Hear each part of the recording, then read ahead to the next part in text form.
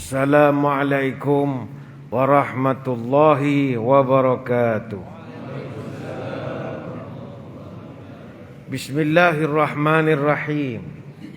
Alhamdulillahi hamdan katsiran tayyiban mubarakan fihi kama yanbaghi li jalali wajhika wa li 'azimi sultanik. Allahumma salli ala sayyidina Muhammadin abdika wa rasulika nabiyil ummi wa ala alihi wa sahbihi wa sallim.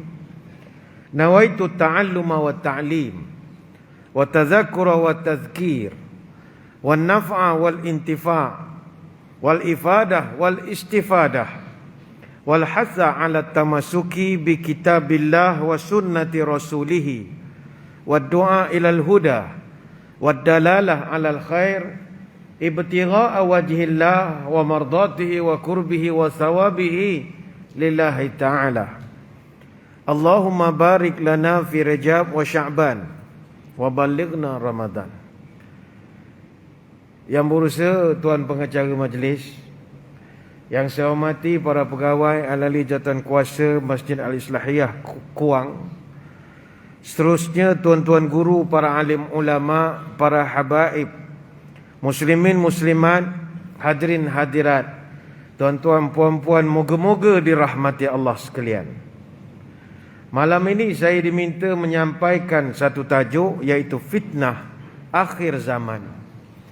Hadirin hadirat sekalian, apa tanda burung perpat di atas pagar riuh terdengar? Apa tanda kiamat dekat? Salah dan benar tertukar-tukar. Apa tanda burung perpat mematuk bunga saban senja? Apa tanda kiamat dekat? Memegang agama laksana bara. Apa tanda burung perpat terbang rendah hinggap di para? Apa tanda kiamat dekat? Terbit fitnah di mana-mana. Apa tanda burung perpat terbang berarak saban senja? Apa tanda kiamat dekat? Fitnah semarak sudah biasa. Dalam membicarakan fitnah akhir zaman ini, salah satu yang kita tak boleh nafikan adalah fitnah telah menjadi suatu kebiasaan pada zaman sekarang. Perkembangan pesat teknologi telah menjadikan dunia sekarang semakin kecil. Negara di seluruh dunia kini menjadi jiran sekampung. Apa yang berlaku di seberang kampung dapat diketahui dengan cepat sekali.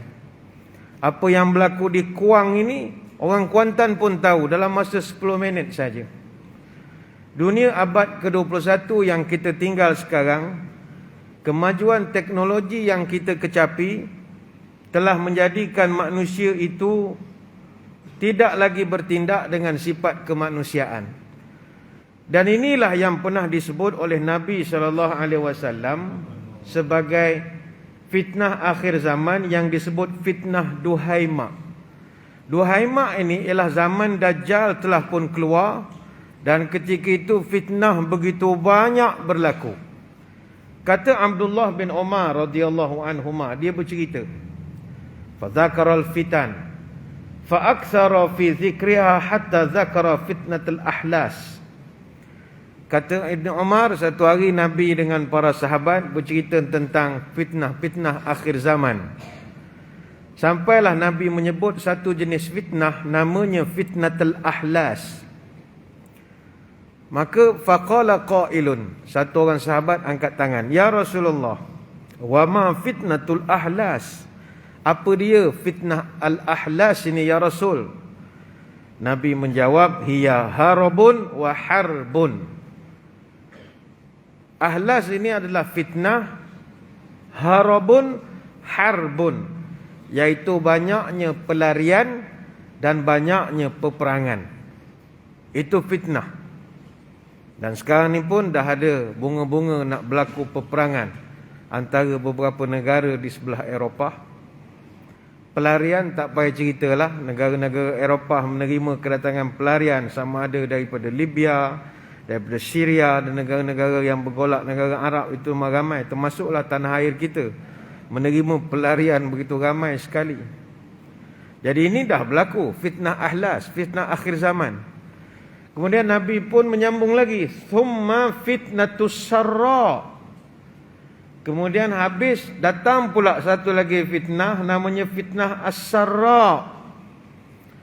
Kata Nabi, dakhnuha min tahti qadamai rajulun min ahli baiti yaz'umu annahu minni wa laysa minni. Ini membahaya. Kata Nabi, fitnah sarra, iaitu kotoran yang berasal dari bawah tapak kaki seorang yang mengaku dia keturunanku, padahal walaysa minni, celah mana keturunan aku pun tak tahu. Kata Nabi, yaz'umu annahu minni, dia mendakwa dia keturunan Nabi. Ini tak boleh lebih, sensitif kalau kita ulaskan terlampau berlebihan. Mudah-mudahan semua itu benar belaka. Mudah-mudahan jangan ada sampai mengambil peluang. Dia ada ke Said malam Jumaat? Ada. Asal lahir malam Jumaat semua Said. Ada setengah budaya dalam dunia ini, mana anak lelaki yang lahir malam Jumaat ditaruhkan Said. Sebab itu Said kalau betul dia Ahlul Bait, dia mesti ada al di belakang dia. Dia ada cucu cicit Nabi ni, dia ada marga dia. Al-Jufri ke Al-Atas, As-Sagaf, ada al betul. Saya pun tidak apa 100 lebih, kurang lebih. Jadi kalau yang selain dia, bila dia mengaku, kita tanya, ente daripada jalur mana, silah mana? Ana, lama jawab ana, dia pun tak tahu dia daripada mana. Itu alkohol je nama dia. Tak boleh, itu dia mendakwa. Sebab sekarang ni mengaku jadi keturunan Nabi jadi satu perniagaan. Mungkin belum di tempat kita, di tempat orang lain. Yaz'umu annahu minni wa laysa minni wa innama awliyai muttaqun. Keturunan aku semua orang bertakwa, kata Nabi. Tak ada PL begitu, tak ada perangai begitu. Nah, mudah-mudahan apa yang kita kenal, keliling kelelang kita ni betul semualah, mudah-mudahan ya. Kemudian yang ketiga kata Nabi, summa fitnatud duhaima. Ni dia. Kemudian datanglah fitnah duhaima.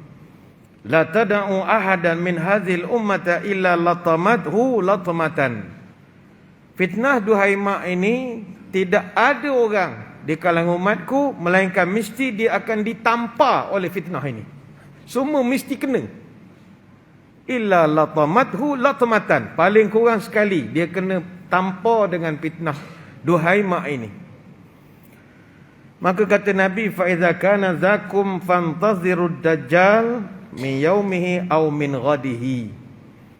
Kalau fitnah duhaima itu sudah datang, maka kamu tunggulah kedatangan Dajjal, sama dia datang pada hari itu atau pada hari esoknya. Hadis riwayat Abu Daud. Para ulama membahaskan apakah yang dimaksudkan fitnah duhaima, fitnah yang sangat dikhawatiri berlaku pada akhir zaman. Kebanyakannya berpandangan fitnah duhaima ini adalah viral dan juga cerita palsu. Siapa di kalangan tuan-tuan puan-puan hidupnya tak pernah diviralkan? Semua orang kena. Latamathu latmatan. Mesti satu kali dia pernah. Hatta majlis kita malam ni duduk di Kuang, Sungai Buloh, Selangor. Tapi sebab kamera sampai 2-3, sampai orang negara lain pun menengok. Artinya diviralkan, ditularkan. Orang asal tak tahu kita ada kat mana, tapi kebetulan dah buat live, dah orang tahu. Oh, ada di Sungai Buloh rupanya. Orang dah tahu. Daripada asalnya tak tahu. Artinya tidak ada lagi yang boleh dirahsiakan. Dan dimaksudkan duhaima ini juga adalah cerita-cerita palsu yang wujud dek kerana masalah viral ini tadi. Sebab itu hadirin hadirat, fitnah akhir zaman yang kita takut, yang membawa kepada munculnya Dajjal, adalah bila terlampau banyak cerita-cerita palsu yang berlegar di sekitar masyarakat. Cerita-cerita yang merosakkan masyarakat. Kalau kita tinjau sejarah, bangsa kita ni jadi rosak semua kerana cerita palsu. Percayalah. Rujuk balik sejarah. Sekuat-kuat Melaka dulu jadi jatuh sebab cerita-cerita palsu inilah. Yang kita tak tahu betul ataupun tidak, tapi seronok untuk dijaja kisah-kisah itu. Kalau kita kaji kenapakah Laksmana Hang Tuah itu dititah bunuh? Apa sebab? Kerana berita palsu. Patih Kermawijaya, dia memviralkan cerita kononnya Hang Tuah bermukah dengan dayang istana. Dia buat cerita. Tu kalau dalam versi P.Ramlee, iaitu filem Hang Tuah P.Ramlee tu katanya tak dibenarkan tayang lagi sebab merosakkan sejarah. Dia katanya dia bermukah dengan Melo, anak kepada Adiputra, maha guru dia di Gunung Ledang. Tak tahu datang mana versi itu. Nyanyi lagu Oh Kesuma Jiwa Mari Obati bagai-bagai. Akhirnya dia berjumpa semula dengan Melo di istana. Patih Kermawijaya nampak. Lalu dia telah mengadu kepada Tuanku Sultan. Sultan telah titah bunuh Hang Tuah kerana cerita palsu. Tapi nasib baiklah bendara Melaka ni cerdik. Dia sembunyikan Hang Tuah di Ulu Melaka. Kat mana Ulu Melaka? Ulu Melaka ni satu cerita geografi yang luas pula lah ya. Kalau orang membayangkan Kesultanan Melayu Melaka tu besar negeri Melaka saja, maka tak sepatutnya begitu. Melaka ni begitu luas, dia empire. Jadi tak tahulah Hulu Melaka ni di mana kedudukannya, wallahu alam. Sebab kat Langkawi pun ada juga Ulu Melaka. Ada Langkawi pun ada Ulu Melaka. Kemudian berlakulah peristiwa yang kita tahu, disorokkan, tapi nasib baiklah disembunyikan, Hang Jebat mengamuk dan the rest was history, kita tahu. Tapi startnya dengan cerita palsu, fitnah. Begitu juga Hang Nadim. Hang Nadim, kenapakah dia dibunuh?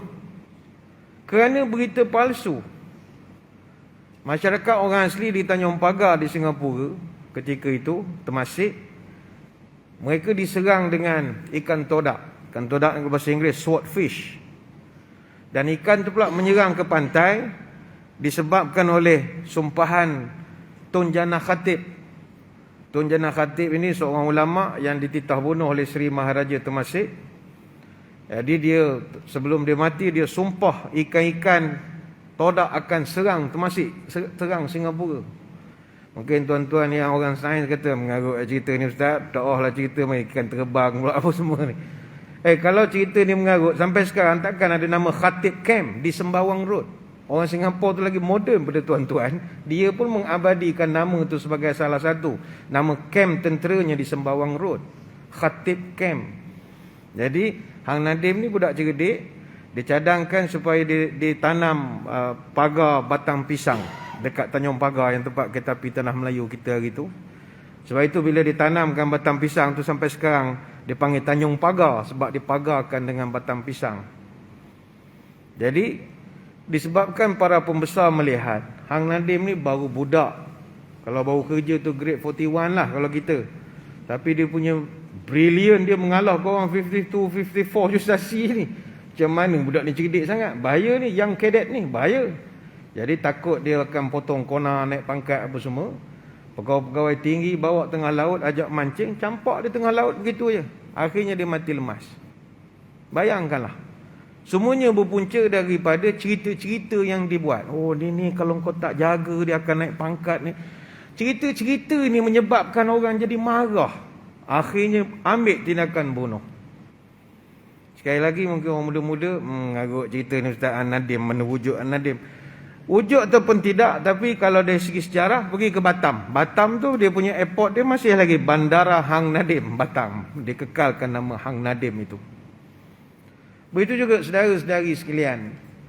Berdasarkan sejarah, kenapa kerajaan Melayu sepanjang tebing Sungai Muar dan Sungai Johor hilang sampai sekarang? Tak ramai orang mengetahui bahawa selepas Melaka tunduk kepada Portugis, Sungai Johor telah jadi pusat pemerintahan terpenting Kesultanan Melayu. Semua pindah. Tidak pernah Sultan Melayu ni tutup, tak pernah. Dia akan pindah. Jadi dari Melaka pindah ke Johor, pemerintahan Kesultanan Johor di Sungai Johor bermula tahun 1529 sampai tahun 1718. Maknanya kira-kira 129 tahun. Ada 11 orang sultan yang memerintah.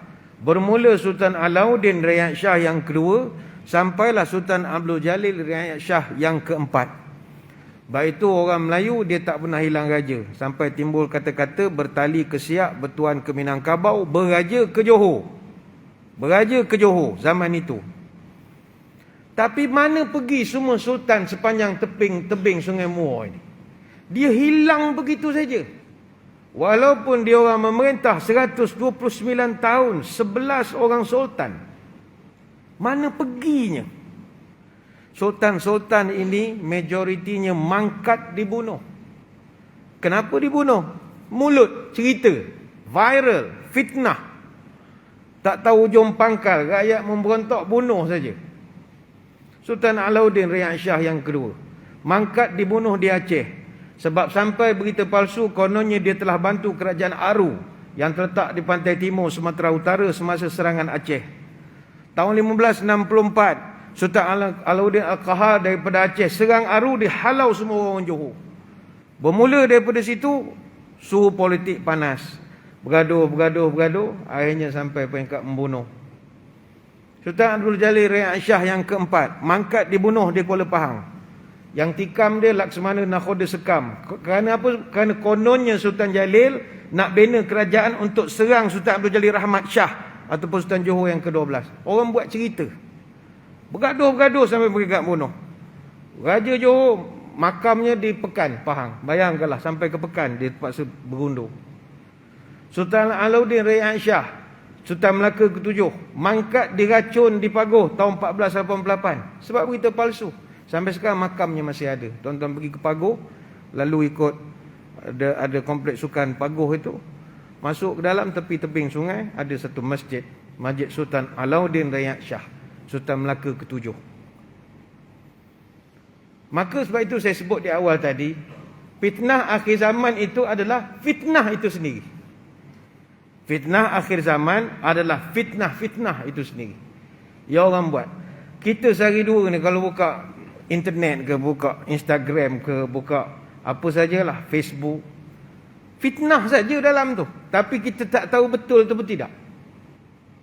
Tak tahu ni betul ke tak betul. Semuanya, kalau kita cenderung setujulah.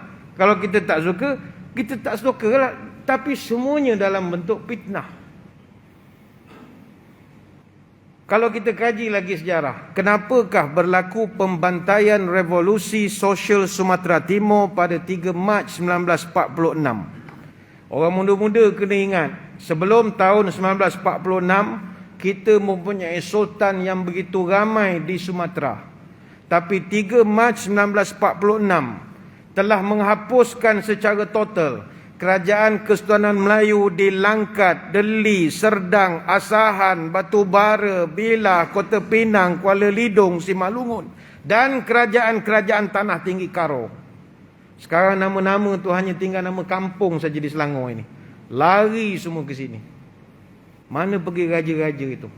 Dihapuskan total 100%. Pergi sana pun sekarang dah tak ada lagi dah. Kenapa boleh hancur jadi debu begitu? Fitnah. Sebab itu tuan-tuan, fitnah ni habis. Kalau dia dah datang, habis semua. Nak bangkit balik tak dapat. Hatta dalam sejarah Rasul SAW sendiri menghadapi suasana fitnah memfitnah begitu teruk sekali. Sehingga turun ayat Quran untuk nak bersihkan fitnah. Macam zaman kita sekarang, orang fitnah kita baca fitnah orang, wahyu dah tak ada. So kita tak boleh nak verify benda ni betul ataupun tidak. Zaman Nabi kerana fitnah tu dah terlampau teruk, sampai turun ayat Quran nak clear cut apa sebenarnya yang berlaku. Sebab itu turunnya surah An-Nur ayat 11, surah An-Nur ayat 33, nak membersihkan fitnah yang dicanangkan ketika itu terhadap Aisyah radhiyallahu anha. Beberapa orang munafik buat cerita palsu mengatakan Aisyah ada skandal. Aisyah bercinta dengan Safwan bin Mu'attal As-Sulami radhiyallahu anhu. Bayangkan orang boleh create cerita ni ada affair dengan orang lain. Nabi masih ada tu. Nah, kalau sekarang orang buat cerita gosip dalam roti kaya ke apa ke, tuan-tuan jangan heran. Dia bermula hanya perbincangan saja. Tapi akhirnya dipanas-panaskan. Turun ayat Quran nak clearkan. Dan kerana peristiwa skandal itulah berjangkit sampai ke peperangan Jamal. Ada satu hadis daripada Abu Rafa'i radhiyallahu anhu. Innahu sayakununa bainaka wa baina Aisyata amrun. Nabi pernah cakap pada Sayyidina Ali, wahai Ali, satu hari nanti antara engkau dengan Aisyah akan ada satu isu. Engkau dengan Aisyah akan ada satu masalah. Ali terkejut. Ana ya Rasulullah. Saya ke ya Rasulullah? Kata Nabi, na'am. Ya, engkau akan ada problem dengan Aisyah. Maka kata Ali, fa ana ashqahum ya Rasulullah. Maka Nabi kata, kalau begitu aku akan celakalah ya Rasulullah. Maka dijawab oleh Nabi, la walakin idza kana zalika fardudha ila ma'maniha. Kata Nabi, jangan. Kalau benda itu terjadi nanti, engkau kembali ke pangkal jalan, kata Nabi. Hadis Musnad Imam Ahmad. Jadi perang Jamal ini dia berlaku pada 11 Jamadil Akhir tahun 36 Hijrah. Yang mengambil masa peperangan paling pendek, tak sampai sehari. Tetapi apa puncanya? Puncanya daripada kes skandal dengan Safwan bin Mu'attal. Dia kesnya begini. Bila orang dah mulut, contoh kita lah, WhatsApp dah viral di dalam grup, apa semua orang dah forward. Kata isteri Nabi dah ada affair dengan ni. Jadi benda tu dah panas. Nabi pun dah macam terkesan juga. Akhirnya datang Sayyidina Ali, nasihatkan, ya Rasulullah, saya cadangkan cerai je Aisyah ni. Dia dah jadi liability. Dia dah jadi beban untuk kita nak memikirkan hal dia. Ceraikan je, ramai lagi orang boleh kita kahwin. Ali mencadangkan benda yang bagus untuk kesenambungan survival politik dan bagai-bagai. Apa sebab nak tanggung beban nak menjaga dia ni? Ceraikan je. Percakapan Ali itu didengari oleh Aisyah. Jadi Aisyah bila dengar, dia kecil hati sungguh. Itu yang membawa kepada rentetan perang Jamal. Ini kita pun tidaklah nak elaborate lebih-lebih. Sebab kata orang tua-tua ni, cerita hal orang tua-tua, kita budak-budak jangan campur sangat apa hal yang sebenarnya. Tapi itulah puncanya kerana gosip, fitnah, efek. Kaji sejarah lagi. Mengapa Sayyidina Osman bin Affan radhiyallahu anhu mati dibunuh? Apa sebab? Tahun 35 Hijrah, Osman dikepung oleh pemberontak Rafiki dan juga Sudan. 40 hari dia kena kepung. Start daripada bulan Ramadan sampai bulan Zulhijjah. Para pemberontak yang buat kepungan di rumah dia, beri dia dua pilihan saja. Letak jawatan atau kami bunuh. Ini style zaman dulu. Zaman sekarang suruh letak jawatan pakai Facebook je. Letak jawatan. Tak ada komen, semua suruh letak jawatan. Dulu letak jawatan atau kami bunuh. Osman kata lawan lah. Lawan tetap lawan, aku buat salah apa? Akhirnya Osman wafat, meninggal sebagai seorang syahid pada hari Jumaat 18 Zulhijjah tahun 35 Hijrah. Umur 82 tahun. Ketika dia diserang, dia sedang membaca Quran dan dia dikebumikan di makam Baqi' di Madinah. Apakah pertuduhan yang rakyat tuduh kepada Osman ketika itu? Pertama, Osman dituduh tidak pergi dalam perang Badar dan Bai'atul Ridwan. Seolah-olah dia lari daripada perjuangan. Yang kedua, mereka menuduh Osman ni kejam terhadap Abu Darda kerana mengambil tindakan buang daerah dan juga zalim kerana buang daerah kepada Abu Dzar Al-Ghifari radhiyallahu anhu. Begitu juga Osman dikatakan menolak sunnah Nabi sebab tidak suka melakukan solat qasar ketika musafir. Dia juga dituduh buat kerja bid'ah kerana membakar Quran yang telah dikumpulkan sebelum ini. Begitu juga dia dituduh sebagai orang yang menjadi penyebab hilangnya cincin cop mohon Rasulullah sallallahu alaihi wasallam. Begitu juga dia dituduh menggunakan harta benda negara untuk memberi imbuhan dan ganjaran kepada ahli keluarganya sendiri.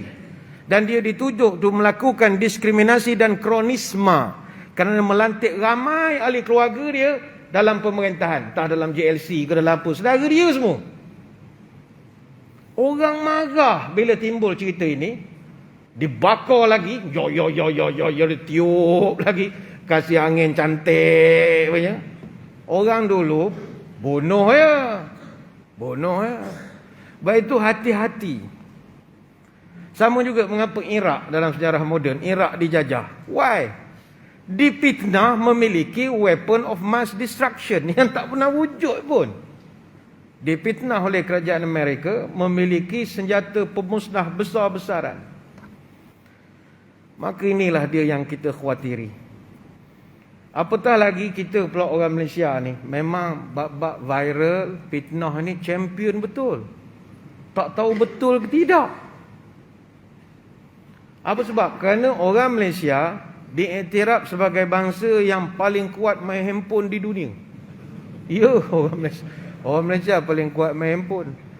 Lepas itu masa banjir yang kemarin, banyak kawasan banjir tak ada api, tak ada air. Orang tak kisah sangat.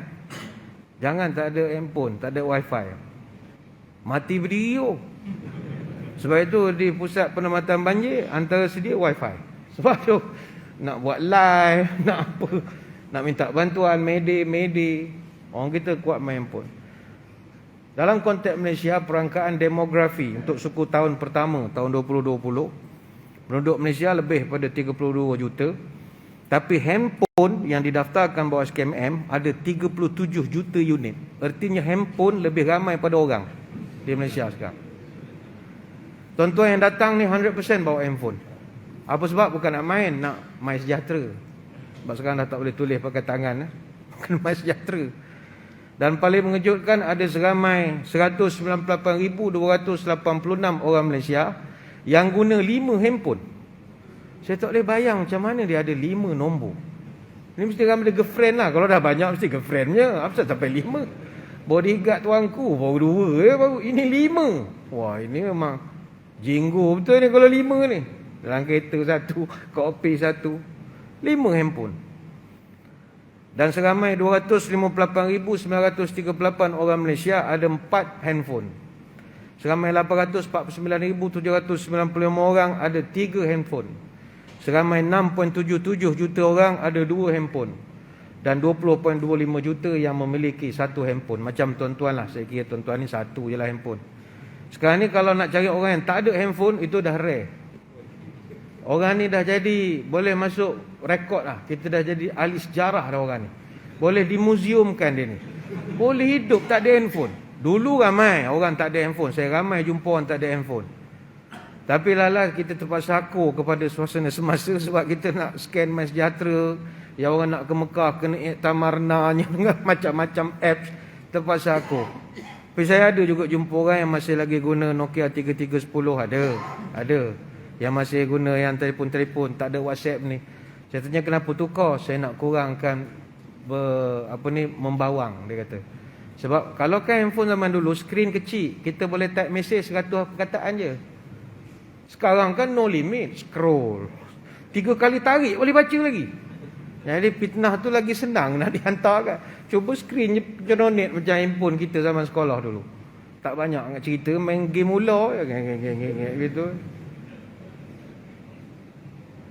Ada satu kajian pernah dibuat pasal orang Malaysia dan juga handphone. Pengguna di Malaysia menghabiskan lebih daripada 12 jam sehari di media sosial. Dan pengguna di Malaysia memeriksa telefon pintar 40 kali sehari. Maknanya macam lebih kurang malaikat Israel jugalah. Dia memandang kita 40 kali sehari. Kita pun memandang handphone tu pun 40 kali sehari. Saya ingat isteri kita pun kita tak pandang 40 kali sehari. Kalah, mana handphone menang lagi. Tu kadang bila blackout masjid, pum, semua orang muka bercahaya, keluar nur. Kata hebat masjid ni, semua tok-tok wali muka ada nur. Rupa cahaya handphone, muka keluar pada muka. Dan purata pengguna di Malaysia, mereka mampu antara paling jauh pun telefon dengan mereka 1 meter. Lebih 1 meter dia tak karuan. Dia kalau boleh nak sentiasa dekat dengan handphone dia. Dan 84% daripada wanita yang pernah dibuat survey menganggap telefon mereka lebih seksi dan lebih baik daripada suami mereka. Ada. Telefon tu dah jadi kawan dia. Sebab 82% suami didapati tidak melayani isteri kerana 9 jam bercakap dengan telefon, 27 minit dia bercakap dengan manusia. Sama dengan anak atau dengan isteri. Yang lain tengah siapa-siapa dia bercakap.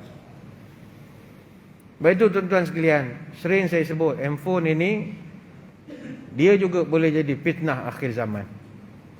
Baik itu tak mustahil kalau satu hari esok obsesi melampau manusia kepada handphone akan menyebabkan ulama terpaksa mengeluarkan hukum mengharamkan handphone. Mungkin, tak pelik. Tidaklah mengejutkan kita sebab dia punya kadar kerosakan jauh lebih banyak. WhatsApp apa? Banyaklah. WhatsApp mata tak payah cerita lah. Budak sekolah rendah kan semua pakai spek dah. Kesian betul ya. Sekolah rendah dah pakai spek. Kita 5 pun pakai. Dia sekolah rendah pakai dah. PDPR punya penangan dan bagai-bagai lagi semua dah tak boleh nampak, blackboard tak boleh baca lagi dah. Dari segi ejaan bahasa, WhatsApp pakai handphone ni. Bahasa budak-budak WeChat, bahasa budak-budak apa jadi? Dah kan lom gi. Napa? I panjang pula. Napa? Pula emoji tak apa-apa, keluar mata lah. Tak apa-apa. Napa? Kek road, red. Sakit perut, cirit dia jawab kan. Wah. Tapi bukan muda-muda sajalah, orang pencen pun kalau dia punya mesej la ilaha illallah kadang tak boleh nak baca apa benda. Kadang mak saya pun hantar mesej kata apa benda. Terlampau shortcut pun ada juga. Pakai suara je lah, senang ya. Pakai suara je. Dan saya mencadangkan tuan-tuan, dengan mak kita, dengan isteri, suami, anak-anak ni, mesej biar pakai suara lah, daripada type. Apa sebab? Mudah, selamat kita driving ke apa ke. Satu lagi, itulah kenangan kita. Andai kata dia dah tak ada, suara itu pengganti. Saya pernah jumpa orang kat restoran, orang pencen, makan roti canai. Dia letakkan handphone dia, dengar isteri dia bercakap. Hai, makan apa? Roti canai. Dengar ke dia cakap. Ingatkan dia cakap telefon. Rupa dia main balik mesej WhatsApp. Rupa dia borak, isteri dia dah meninggal. Itu ialah cara dia nak ingat balik. Dia tuan-tuan pakai suara lah daripada menaik tak apa-apa. Pakai suara je. Saya ingat kita berhenti seketika untuk memberi laluan kepada azan isyak. Sebab saya kira kita ambil barakah sekali lah azan isyak. Nanti kita akan sambung balik selepas daripada azan isyak. Jadi tuan-tuan semua jangan ke mana-mana. Kita akan kembali selepas ini. Muslimin muslimat yang dirahmati Allah sekalian. Kita kembali di dalam ceramah agama anjuran Masjid Al-Islahiyah Kuang ini. Kita membawakan tajuk fitnah akhir zaman. Berdasarkan peraturan, kita dikendaki menamatkan ceramah ketika azan sudah pun berkumandang. Tetapi boleh diberikan pengecualian sekiranya para jemaah mengizinkan untuk dianjakkan sedikit pelaksanaannya untuk memberi laluan kepada syarahan, diulaskan sedikit lagi. Bukanlah panjang, tidak ya. Jadi terima kasih, kita sambung balik. Muslimin muslimat sekalian, tadi kita dah bercerita bahawa fitnah akhir zaman adalah fitnah itu sendiri yang begitu banyak bertebaran di dalam media kita, yang akhirnya merosakkan kepada diri kita sendiri. Sebab itu di negara kita sekarang, orang nak dapatkan berita, orang dah tak menengok TV lagi dah. Dulu kita nak menengok berita, tengok TV ya. Kalau ayah kita dulu pukul 8, semua orang diam lah, mana boleh bising-bising. Diam semua, dia nak tengok berita pukul 8. Habis berita dia pergi masjid, semayang isyak pula. Masa tu ceramah tak banyak masjid. Jadi lepas maghrib balik tengok berita. Habis berita pergi masjid. Lepas tu berita pukul 10, sebab dunia jam 10. Salah Syah Zakaria. Nak tengok pun tak boleh bising juga. Asyik tak boleh bising lah kalau duduk rumah. Orang dulu tengok berita. Tapi sekarang 86% orang Malaysia dapat berita menggunakan media sosial. Bayangkanlah, 77% daripada media sosial itu adalah WhatsApp.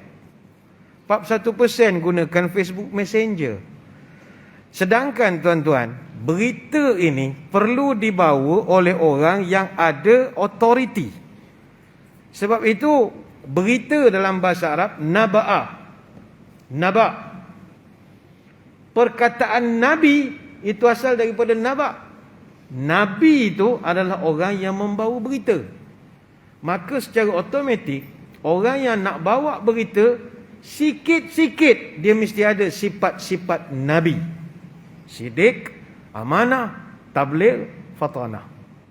masalah. Berita yang kita dapat menerusi WhatsApp, menerusi live tak apa itu ini yang orang buat di dalam social media, orang-orang yang bawa tu benda rupa orang itu. Kalau orang yang bawa tu ada sifat-sifat Nabi, Naba'a itu, insya-Allah tak ada masalah. Tapi kalau tidak, beritanya itu kita tidak tolak, tetapi beritanya itu menjadi spekulatif. Mungkin baik, mungkin tak baik, mungkin betul, mungkin tak betul. Sebab itu Allah Ta'ala memerintahkan kepada kita, kalau terima berita daripada orang antah berantah, itu mu kena fatabayyanu, mu kena verify, mesti check. Sebab kita tak nak berita yang kita dapat daripada orang fasik. Siapa orang fasik? Fasik ni al-khuruj anil haqq. Orang yang tidak peduli dengan kebenaran. Janji popular. Janji benda ni viral. Janji viewers ramai. Dia tak peduli tentang kebenaran. Dan hari ni orang fasik berlambak-lambak. Apa tanda burung perpat? Buru bergedek di patuk angsa. Apa tanda kiamat dekat? Orang fasik bermaharaja lela. Kalau nak kenal orang fasik, perangainya buruk, lidah terbalik, berjanji mungkir, beramanah licik, tipu menipu dia pun cerdik, membohong orang dia pun asyik, lidah bercabang hatinya bercopang, mulutnya manis tapi hatinya menengkis, lidah lunak hatinya tak cedak, di muka elok di belakang berkelok. Mulut manis tapi hati bak iblis. Mulutnya ramah tapi hati menyumpah. Mulutnya memuji tapi hati mencaci. Mulut bermanis-manis, hati dendam tak habis. Depan kita mengaku sahabat, belakang kita dia menyebat. Ini orang fasik. Sebab itu dalam Quran 54 kali Allah Ta'ala ulang kalimat fasik. Dalam bentuk nouns, dalam bentuk isim 44 kali, dalam bentuk verb, kata kerja, fi'il, sebanyak 10 kali. Dan Allah sebut dalam pelbagai bentuk dan variasi bahasa. Ada masa dia gunakan fiskun. Fiskun 3 kali Allah Ta'ala ulang. Ada masa fusukun. Itu 4 kali Allah Ta'ala ulang. Ada masanya fasikun. Itu 2 kali Tuhan ulang. Maka bayangkanlah, bila kita dapat berita daripada orang yang antah berantah, maka dia akan membawakan kepada budaya bersemaraknya fitnah. Tak campur lagi, di akhir zaman Nabi sebut antara masalah yang payah nak diuruskan adalah orang bodoh makin ramai. Dunia nak kiamat, bodoh, orang bodoh ni bermaharaja lela. Nak cari satu orang pandai, itu payah betul. Baik itu Nabi sebut min asyratis sa'ah an yurfa'al ilma wa yasbutal jahlu. Tanda kiamat dah nak dekat, engkau akan tengok ilmu ni dah hilang. Dan orang bodoh sangat ramai, kata Nabi. Hadis Bukhari. Kebodohan menjadi-jadi. Kita zaman muda dulu dah bodoh dah. Kita ingat kita lah paling bodoh. Bila kita hidup sekarang ada lagi orang bodoh daripada kita. Sejak ada TikTok, makin ramai lah orang bodoh kita menengok. Kita tak kata TikTok tu salah. TikTok ni pun dakwah. Saya menyeru pada tuan-tuan kita yang dah berumur ni, masuk TikTok. Buka TikTok. Kalau kita tak join TikTok, budak-budak semua. Kalau dia sama dia, tak ada orang tua, lagi teruk. Dia macam budak-budak main sama dia, tak ada orang besar menengok. Mandi sungai, tak ada orang besar jaga. Lemah. Kena ada orang besar, kena ada. Kalau tak dia main sama dia, awak jadi ustaz ni, dia jadi berlakon jadi ustaz. Ya ustaz, ingat ustaz betul. Habis hukum hakam tu ngalanggang. Bila tanya geng-geng ceramah, apa kau tak nak masuk TikTok? Gila masuk TikTok, semua tak nak masuk. Rupanya jadi punah. Saya memang tak, saya semua benda saya tak masuk. Saya nak tidur lena, saya malas rabut dengan media-media sosial ni. Benar, jaga YouTube pun benar ni, pula nak jaga benda lain.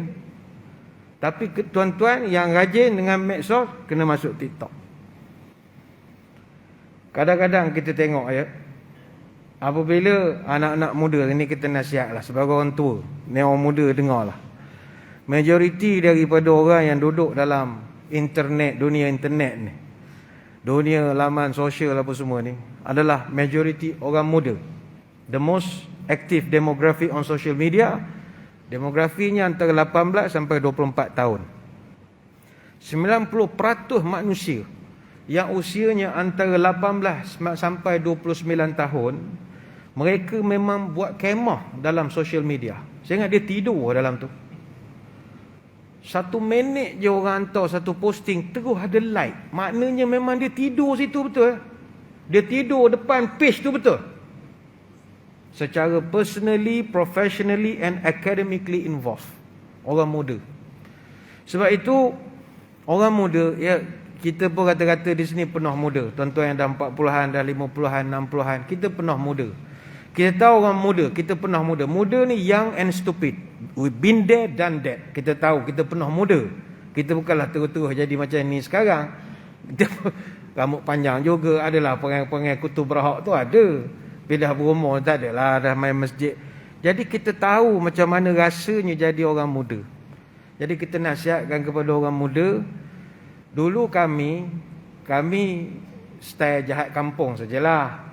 Tapi kehidupan kita normal. Maksudnya kita petang main takraw. Sekarang nak tengok budak main takraw pun tak ada. Saya ingat budak sekarang takraw pun tak kenal lah agak. Kita lah ada main timbang-timbang bola. Duduk dalam bulatan. Main tikam-tikam kan? Tikam-tikam. Sekarang dah tak ada lah. Futsal tu biasalah, berbayar semua. Zaman-zaman kita dah, dia dah hilang. Belajar silat, malam-malam pergi ke gelanggang belajar dengan ustaz. Dia dah hilang benda itu. Dia melepak kedai mamak, kedai hipster, betul. Kehidupan tu sudah jadi lain. Tapi kita nak beri nasihat, jangan sampai tak jaga diri. Khususnya bila duduk di dalam dunia internet. Dunia internet dia macam alam bunian juga. Kena hati-hati. Kena pijak di bumi nyata ini.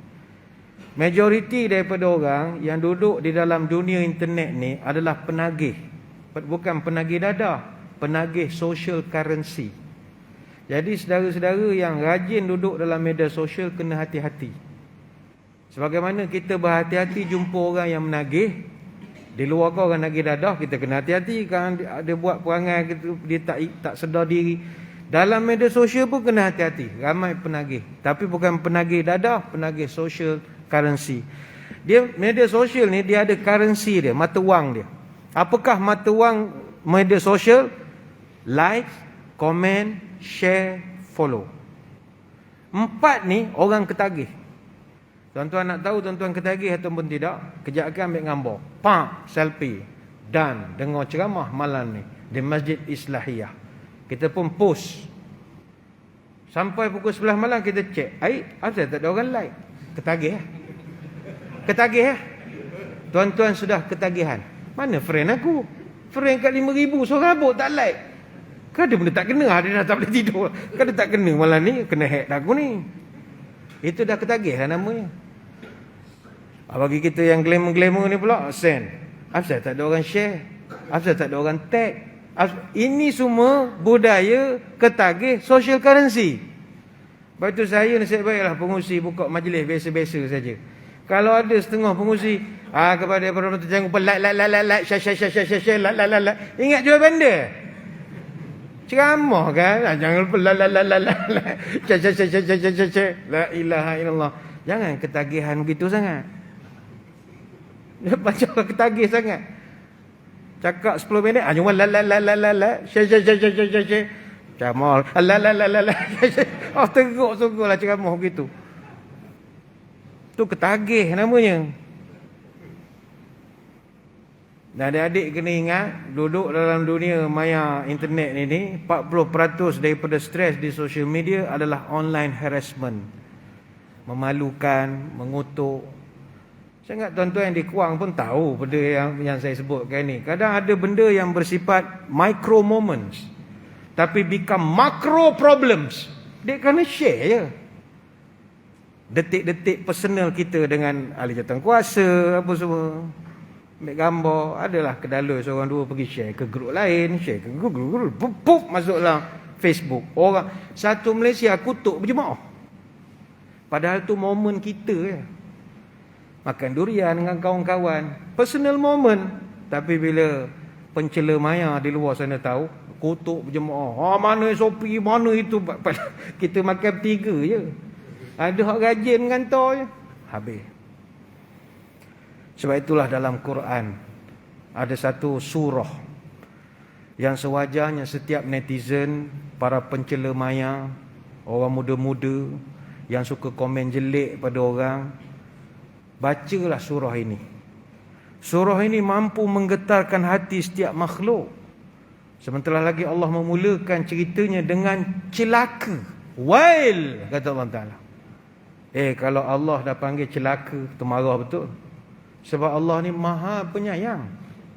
Tapi kalau dah panggil celaka, itu marah betul. Apakah ayatnya?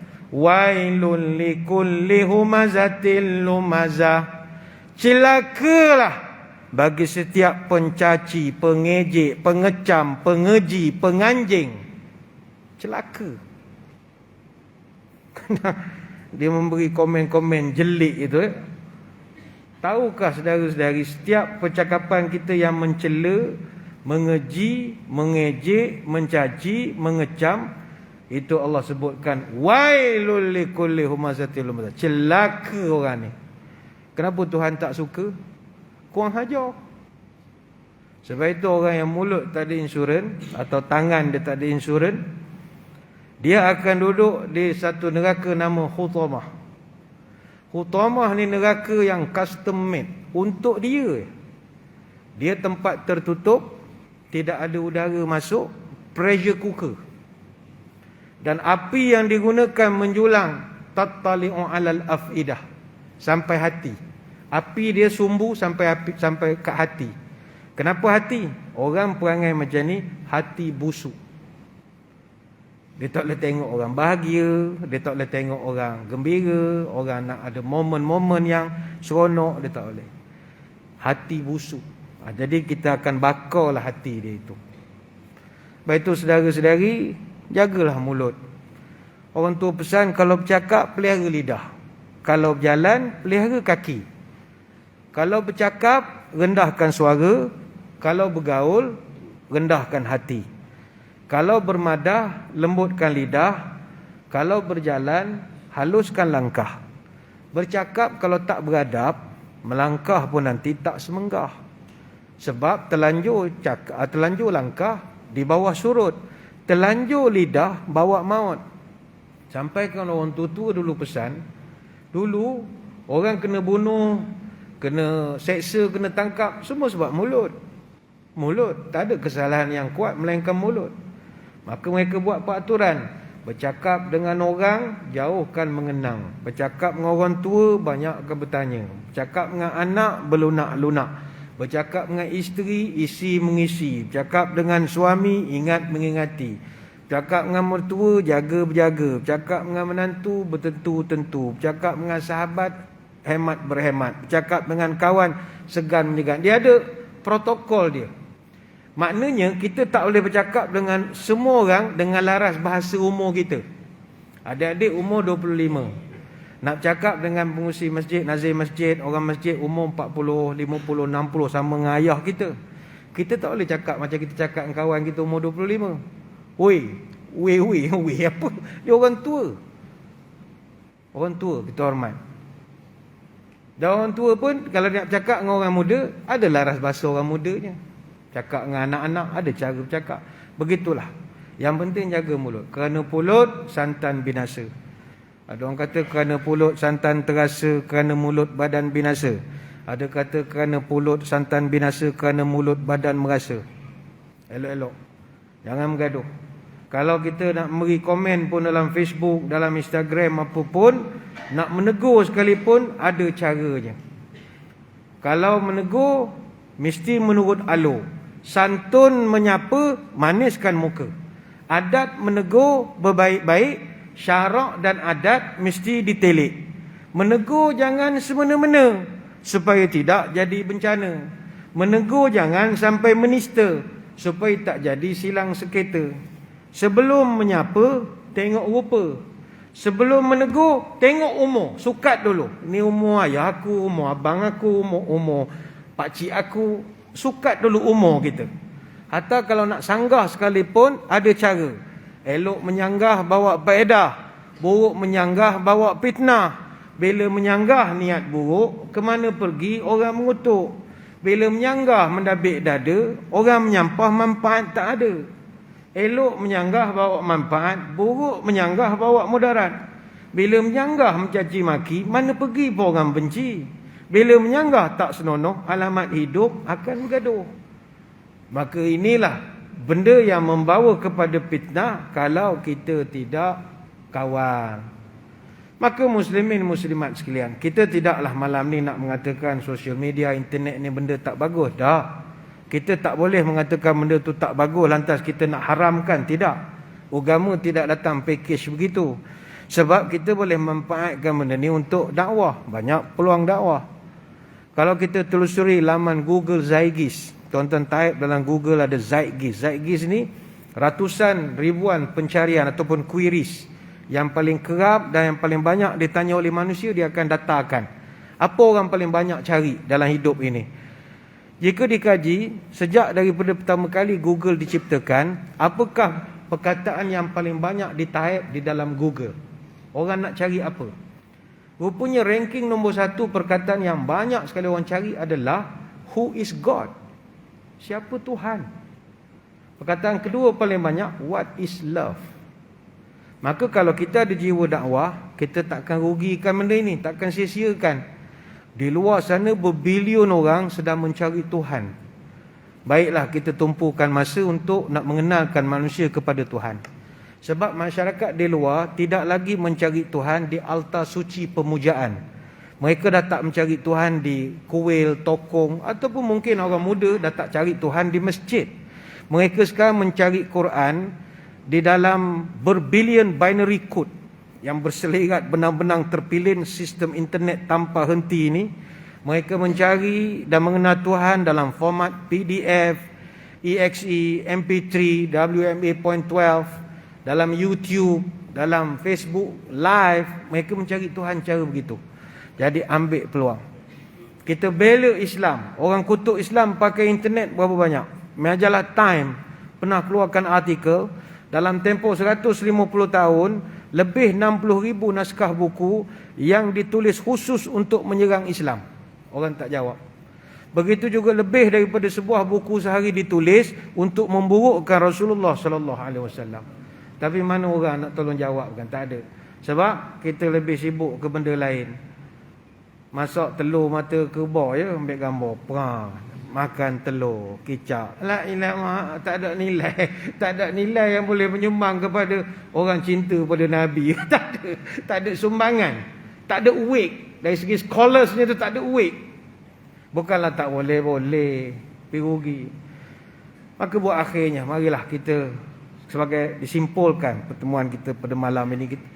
Pertama, kalau nak mengelakkan fitnah, jangan kongsi semua perkara di dalam social media.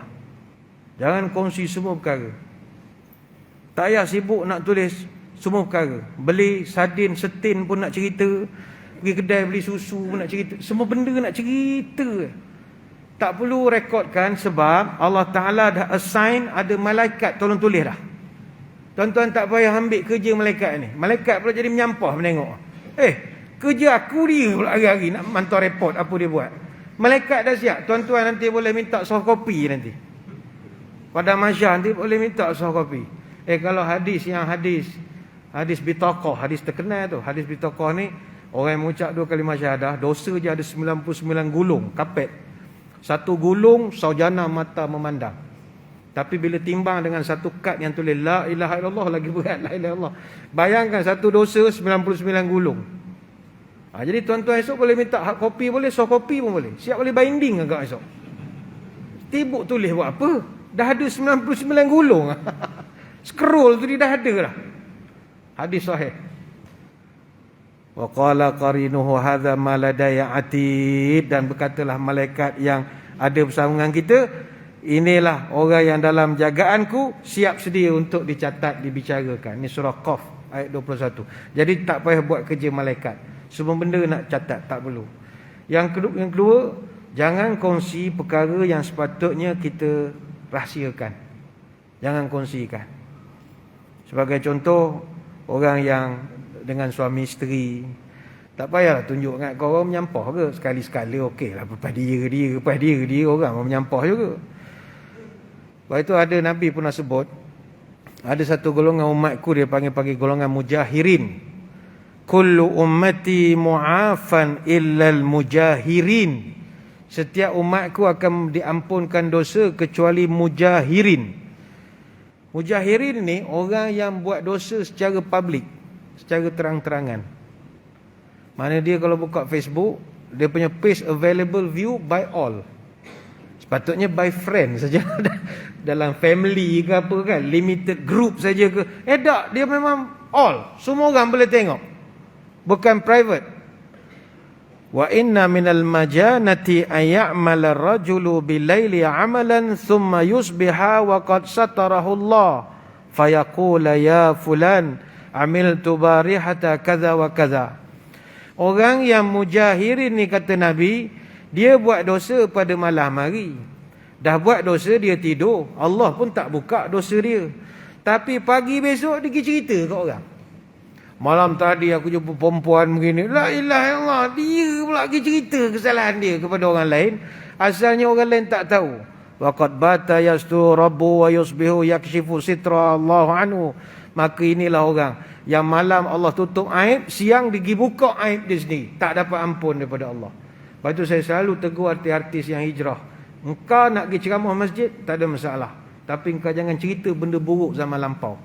Let bygone be bygone. Orang daripada tak tahu jadi tahu pula dah.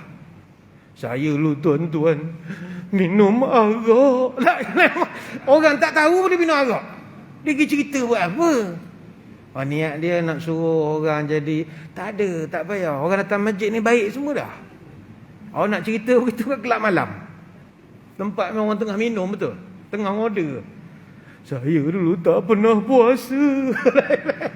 Tak payahlah cerita dakwah sudahlah. Mungkin dia tak faham. Dia minat, dia semangat. Tapi tak payah. Apa Tuhan dah tutup, you tak payah cerita. Tuan-tuan pun sama. Dosa-dosa dulu tak payah nak cerita ke isteri. Buat apa jadi bergaduh pula dah.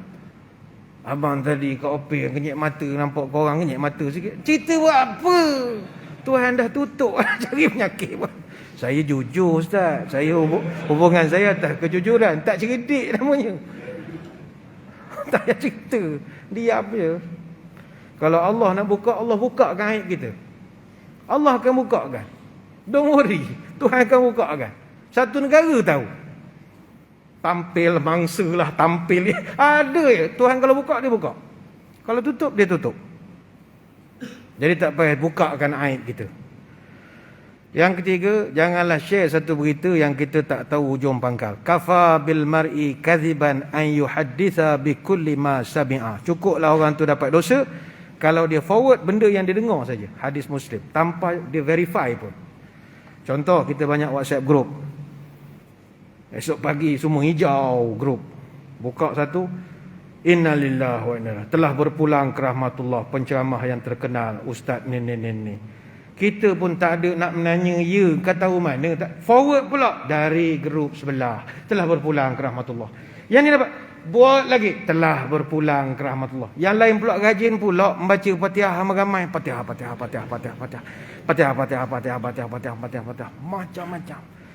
Tak ada seorang pun yang tanya, ni dapat mana cerita? Tak ada. Di mana budaya fatabayyanu? Tak boleh. Agama suruh cek dulu. Mesti ada kecermatan sosial, baru fitnah tak merebak. Dulu Allahyarham Datuk Ustaz Ismail Kamus, sebelum dia meninggal, dia lah antara penceramah yang tiap-tiap tahun orang hadiahkan Fatihah sebab ingat dia meninggal. Sian ke dia? Pernah sekali masa dia di Mekah, saya di Mekah, dia di Mekah. Dia kata, "Apasal aku kenyang, tak nak makan pula ni dah." Sebab dia memang dia suka selera kambing, makan apa Arab ni. Tapi dia, apasal aku tak. Rupanya ura-ura dia meninggal di Malaysia, ada masjid surau yang buat baca Yasin ke dia. Tahlil pun ada. Jadi itu yang dia boleh buat satu teori tu. Agaknya bila kita mati, masuk kubur, orang tahlil-tahlil ni kita jadi kenyang kot dalam kubur. Sebab aku rasa kenyang masuk dalam Mekah. Jadi tuan-tuan try lah baca-baca tahlil, mana tahu kenyang ya. Kalau tak percaya mati dulu, biar kami sedekahkan kepada tuan-tuan. Tengok kenyang ke tidak. Nanti bangun cerita balik sampai ke tidak. Yang keempat, jangan mengaibkan orang. Walaupun niat kita nak amal makruf nahi mungkar ke, jangan sampai mengaibkan orang. Sebab hari ni kita buat pada orang, akan datang Allah Ta'ala balas balik. Itu kita tak nak. Yang penting, sebarkanlah budaya 2R, research and responsibility. Perlu ada kecermatan digital. Tanggungjawab. Kita tanggung di dunia, jawab di akhirat esok. Satu berita kita sebar sampai jatuh satu orang daripada jawatan dia kerana tangan kita, jawab depan Allah esok. Nazir letak jawatan kerana kau bawa berita tak apa-apa sampai berhenti dia jadi nazir. Jawab depan Allah. Kena berani. Tangan cincang, bahu mesti bahu mikul. Jadi anak jantan. Saya main-main je. Itu penakut namanya. Tanggungjawab. Saya sebar mesej. Ya, saya tanggungjawab. Nak tak duduk belakang orang. Ana. Apa benda Ana? Kena berani tanggungjawab. Maka insya-Allah kalau begitu cara kita mengurus, fitnah tidak akan mudah tersebar dalam masyarakat. Sebenarnya banyak nak diterangkan, tapi masa tak mengizinkan. Saya kalau ikut nak ceramah sampai pukul 10. Bila tengok dah seorang bangun pegang perut, seorang bangun pegang perut, saya berhenti jelah ceramah. Sekadar itulah saja. Terima kasih di atas undangan. Mohon maaf sebarang kekurangan. Moga-moga kita bertemu pada lain-lain kesempatan. Sebelum berpisah kita tadah tanganlah berdoa. Moga pertemuan ini diberkati ilahi. A'udzubillahi minasyaitonirrajim. Bismillahirrahmanirrahim. Allahumma salli wa sallim ala sayyidina Muhammadin salatan tukhrijuna biha min zulumatil wahmi. Allahumma barik lana fi Rajab wa Sya'ban wa ballighna Ramadan. Ya Allah, berkatkan umur kami pada bulan Rajab, berkatkan umur kami pada bulan Sya'ban, panjangkanlah umur kami dapat bertemu dengan Ramadan.